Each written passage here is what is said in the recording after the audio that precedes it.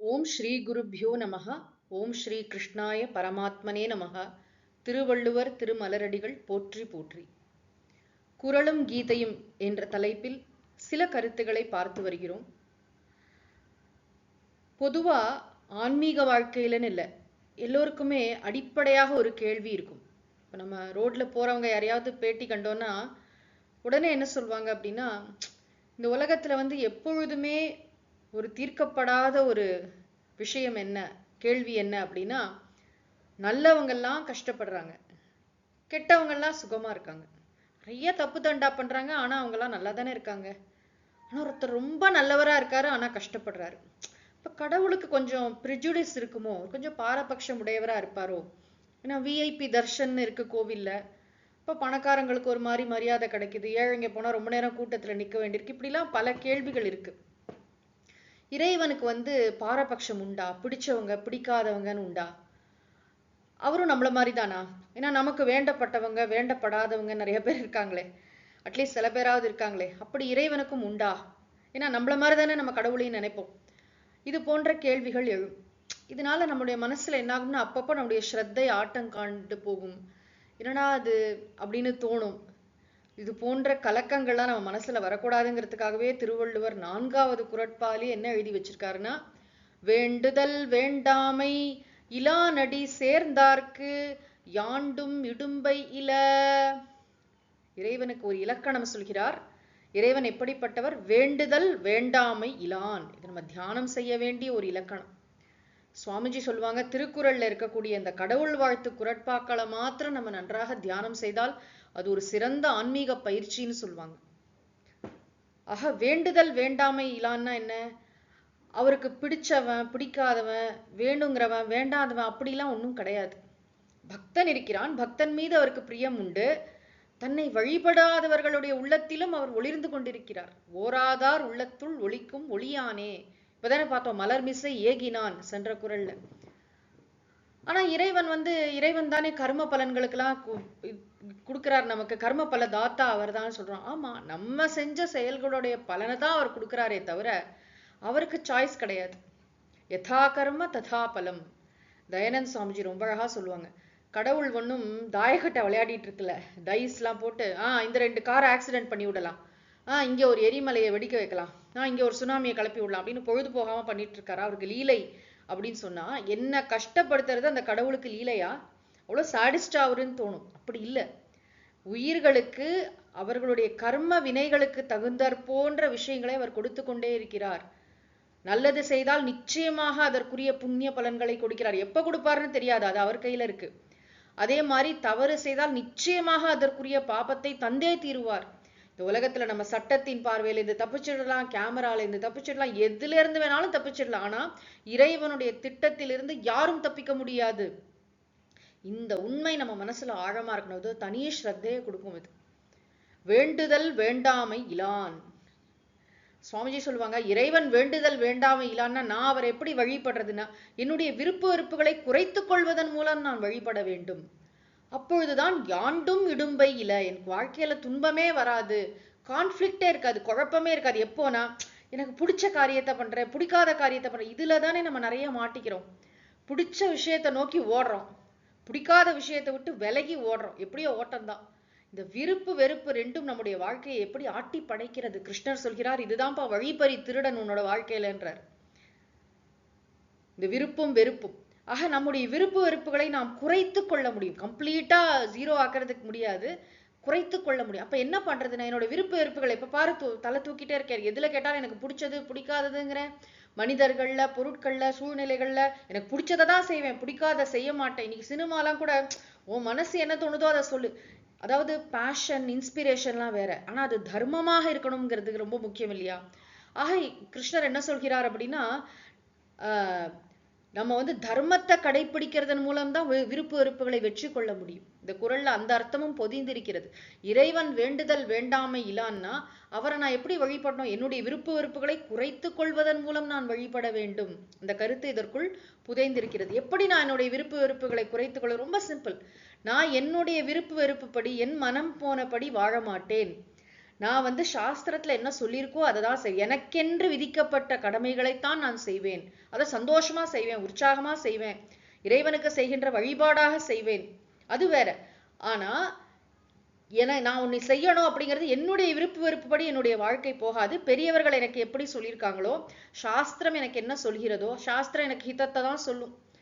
திருக்குறளும் பகவத்கீதையும் என்ன சொல்கிறதோ அப்படி என்னுடைய வாழ்க்கையை நான் அமைத்துக் கொள்வேன். அப்போ அதுல குழப்பமே வராது. கான்ஃபிளிக்ட்லெஸ் லைஃப் ஸ்டைல் அப்படின்னு சுவாமிஜி சொல்லுவாங்க. ஆக திருவள்ளுவர் வந்து வேண்டுதல் வேண்டாமை இலான். இறைவன் வந்து கொஞ்சம் கூட பாரபட்சமே இல்லாதவர்ப்பா. அவருக்கு பிடிச்சவன் பிடிக்காதவன்னு கிடையாது. ஏன்னா நம்மளே பார்க்கிறோம், அந்த அருளாளர்களுடைய சரித்திரங்கள்லாம் பார்த்தா, கதைன்னு சொல்லக்கூடாது, சரித்திரம், மித்தாலஜி இல்லை, அதெல்லாம் சரித்திரம், நடந்த விஷயம். மாணிக்க வாசகராகட்டும், பத்ராச்சல ராமதாசர்ட்டும், அவ்வளோ பெரிய பக்தரை எதுக்காக ஜெயில போட்டார்? கொஞ்ச காலம் மாணிக்க வாசகர், கொஞ்ச காலம் பத்ராச்சல ராமதாசர், நிறைய வருடங்கள் ஏன் ஜெயில போட்டார்? அந்த பக்தனுடைய பெருமை தெரிய வேண்டும் என்பதற்காக அப்படிலாம் சொல்லுவோம். ஆனாலும் அரசாங்க பணத்தை எடுத்து கோவில் கட்டுறது அப்படிங்கறத இறைவன் அங்கீகரிக்கிறாரா அப்படின்னா அதற்குரிய பலனை கொடுக்கிறார். அந்த பக்தனை வந்து பக்தியின் பலனை அவனுக்கு கொடுக்கிறார், தன்னையே கொடுக்கிறார், அவருக்கு மோட்சத்தை கொடுக்கிறாருங்கிறதெல்லாம் இருக்கட்டும். வேதத்திலேயே இறைவன் வேண்டுதல் வேண்டாமை இலான் என்ற விஷயம் சொல்லப்பட்டிருக்கு. அதாவது தன்னை வழிபடாதவனையும் அவர் காப்பாற்றுகிறார். ஒருத்தன் நல்லா வழிபடுறான், ஆனா அதர்மமான வழியில போறான்னா அவனை அவர் காப்பாற்றுவதில் அவனை தண்டிக்கிறார் அப்படின்னு ரிக்வேதம் சொல்கிறது. இதற்கு வந்து ஆதாரம்லாம் இருக்கு, நிறைய வேத மந்திரங்களை எல்லாம் கோட் பண்ண முடியும். ஆக இதே விஷயம், அதாவது இறைவன் வேண்டுதல் வேண்டாமை இலான். அவருக்கு விருப்பு வெறுப்பு இல்லை, பக்ஷபாதம் இல்லை, அவருக்கு வேண்டப்பட்டவன் வேண்டப்படாதவன் இல்லை, அவரை நம்ம காக்கா பிடிக்க முடியாது, அவருக்கு ஏதாவது லஞ்சம் கொடுத்து காரியம் சாதிக்க முடியாது. இந்த விஷயத்தை மனசுல நன்றாக தெளிவாக நாம் தெரிந்து கொள்ள வேண்டும். கீதையில என்ன சொல்றார்? சமோகம் சர்வபூதேஷு நமே த்வேஷ்யோஸ்தி ந பிரியஹா ये भजन्ति तु मां भक्त्या मयि ते तेषु चाप्यहम् सर्वभूतेषु अहं समः. எல்லா உயிர்களிடத்திலும் நான் சமமாக இருக்கிறேன். மே த்வேஷ்யஹ நாஸ்தி, எனக்கு என்னுடைய வெறுப்புக்கு ஆளானவன் ஒருத்தன் கிடையாதுன்னா பிரியஹ, அதாவது இவன் வேண்டப்பட்டவன் வேண்டப்படாதவன்கிற விஷயம். அதே வேண்டுதல் வேண்டாமை இலான் அப்படின்னு சொல்றார். யார் என்னை பக்தியோடு வழிபடுகிறார்களோ அவர்களிடத்தில் நான் இருக்கிறேன், அவர்கள் என்னுடையவர்கள், என்னை சேர்ந்தவர்கள் அப்படின்லாம் சொல்றாரு. ஆனா பொதுவா இறைவன் வந்து விருப்பு வெறுப்பு அற்றவர். 16வது அத்தியாயத்துல என்ன சொல்கிறார் கடைசியிலனா, தஸ்மாத் சாஸ்திரம் பிரமாணம் தே கார்யா கார்ய வியவஸ்திதோ ஞாத்வா சாஸ்திர விதானோக்தம் கர்ம கர்த்துமிஹார்ஹசி. இதுக்கு முன்னாடி என்ன சொல்லுவாருன்னா, இந்த காமம் குரோதம் லோபம் இந்த விருப்பு வெறுப்பு தான் மனுஷனை பாடா படுத்துதுப்பா. அதனாலதான் அவன் பலவிதமான பாவ செயல்கள்லாம் செய்யறான். அதனால அவனை நான் வந்து கீழான நரகத்துல கொண்டு போய் தள்ளுறேன். நரகத்தின் வாயில்கள் 3, விருப்பு வெறுப்பு லோபம், அதாவது காமம் குரோதம் லோபம், இது 3ஐயும் சொல்லிட்டு கடைசியில என்ன சொல்ற, தஸ்மாத் தேர்ஃபோர் தே சாஸ்திரம் பிரமாணம், உனக்கு சாஸ்திரமே பிரமாணமாக இருக்கட்டும். எதுலனா காரிய அகாரிய வியவஸ்திதோ, நான் எதை செய்ய வேண்டும் எதை செய்யக்கூடாது, நான் காலையில எத்தனை மணிக்கு எழுந்துக்கணும், எதை செய்யணும், எத்தனை மணிக்கு எழுந்துக்கலாம், என்ன செய்யணும், எழுந்து என்ன செய்யணும், என்னுடைய கடமைகள் என்ன, நான் இந்த சமூகத்துல எப்படி நடந்துக்கணும், குடும்பத்துல எப்படி நடந்துக்கணும், ஒரு தனி உயிராக நான் எப்படி நடந்துக்கணும், ஒரு ஆன்மீக சாதகனாக என்னுடைய கடமைகள் என்ன, இந்த எல்லா விஷயங்களுக்கும் சாஸ்திரம் தான் பிரமாணம். நாம எந்த சாஸ்திரத்தை நம்ம வந்து சார்ந்திருக்கிறோமோ, எந்த சாஸ்திரத்தை நம்ம ஃபாலோ பண்றோமோ, அதை எந்த குருமார் நமக்கு சொல்லி கொடுக்கிறார்களோ அவர்களிடத்தில் ஸ்ரத்தையோடு அவர்கள் எப்படி சொல்கிறார்களோ, நம்முடைய விருப்பு வெறுப்பு ஈகோலாம் தள்ளி வச்சுட்டு அவங்க என்ன சொல்றாங்களோ அதை கேட்கணும். இம்ப்ளிசிட்லி ஓபே, ஃபாலோ பண்ணணும். ஞாத்வா சாஸ்திர விதான உக்தம் கர்ம கர்த்தும் இஹார்ஹசி, நீ கடமையை வந்து அதை எப்படி சாஸ்திரத்துல சொல்லியிருக்கோ அப்படி அறிந்து செயல் புரிய கடவாய் அப்படின்னு சொல்றாரு. இப்படி நம்ம செஞ்சோம்னு சொன்னா வாழ்க்கையில வந்து இந்த ஐயோ நான் இதை சரியா செஞ்சேனா சரியா செய்யலையா, நிறைய நேரம் நமக்கே தெரியும், ரொம்ப ஒரு ஆசையினாலேயோ ஒரு விருப்பத்தினால ரொம்ப இறங்கி ஒரு காரியத்தை அப்படி செஞ்சிருக்க வேண்டாம், ச்சே எதுக்கு செஞ்சேன் அப்படின்னு ஃபீல் பண்ணுவோம். கோபத்தினால ஒருத்தங்களை அதிகமா திட்டிப்போம். அந்த காமம் குரோதம், இந்த விருப்பு வெறுப்பு, நமக்கு பிடிச்சது பிடிக்காதது, இந்த 2 விஷயம் நம்மளை எவ்வளோ டார்ச்சர் பண்ணுது. ஸோ இதுல இருந்து நம்ம விடுபடணும்னு சொன்னா, இப்ப சாஸ்திரம் சொல்கிறது எல்லார்கிட்டையும் அன்பாரு, அடிப்படை சாமானிய தர்மம் கற்று தருகிறதே சாஸ்திரம். எல்லார்கிட்டையும் அன்பா இருப்பா, எல்லார்கிட்டையும் பிரியமா இரு, உண்மையை பேசு, ஹிதமா நடந்துக்கோ, உன்னால எவ்வளவு உபகாரம் பண்ண முடியுமோ அவ்வளவு பண்ண. அதானே திருக்குறளும் கீதையும் நமக்கு சொல்கின்ற அடிப்படை விஷயங்கள்.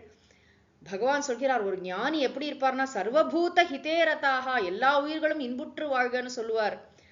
அது மட்டும் இல்ல, எல்லாரிடத்திலும் தன்னையே பார்ப்பார். ஆத்மாவு பம்யேன சர்வத்திரன்னு சொல்றாரு இன்னொரு இடத்துல.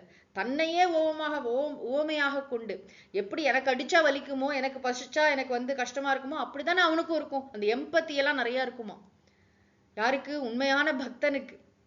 ஆக நம்ம சாஸ்திரப்படி நடக்க நடக்க நம்ம அதனால ரொம்ப ரூடாவோ ரிஜிடாவோ ஆயிட மாட்டோம். ரொம்ப ரொம்ப சென்சிபிள் பர்சன்ஸா இருப்போம். அதாவது இமோஷனலா இருக்க மாட்டோம். ஆனா சென்சிட்டிவா, அதாவது எங்க எந்த சூழ்நிலையில் எப்படி நடந்துக்கணுங்கிற மெச்சூரிட்டி நமக்கு இருக்கும். அதுதான் சாஸ்திரத்துடைய பெரிய பலம். ஆக இறைவன் வேண்டுதல் வேண்டாமை இலான். அவருக்கு விருப்பு வெறுப்பு இல்லை. அவரை நான் எப்படி வழிபடுவது? என்னுடைய விருப்பு வெறுப்புகளை குறைத்துக் கொள்வதன் மூலம் நான் வழிபட முடியும். அப்படி நான் வாழ்ந்து கொண்டே இருந்தால் என்னுடைய வாழ்க்கையில் துன்பங்கள் நீங்கும். யாண்டும் இடும்பை இல்லை, ஒரு பொழுதும் எனக்கு துன்பமே வராது. வந்தாலும் ஏதோ கர்ம வினையினாலும் வந்தாலும் அதை தாங்கிக் கொள்கின்ற சக்தி எனக்கு இருக்கும். இது நமக்கு எப்பேற்பட்ட ஒரு ரிலீஃபை தருது. அப்பா இறைவன் வேண்டுதல் வேண்டாமையிலான் அப்படின்னு தெரிந்து கொள்கிறோம். இந்த அருமையான குரட்பாவும் இந்த கீதை ஸ்லோகமும் நமக்கு இதை உணர்த்துகின்றன. ஓம் சாந்தி சாந்தி சாந்தி. ஹரிஹி ஓம் தத் சத். சர்வம் ஸ்ரீ கிருஷ்ணார்ப்பணமஸ்து. திருவள்ளுவர் திருமலரடிகள் போற்றி போற்றி. சத்குருநாத மகாராஜ் கி ஜெய்.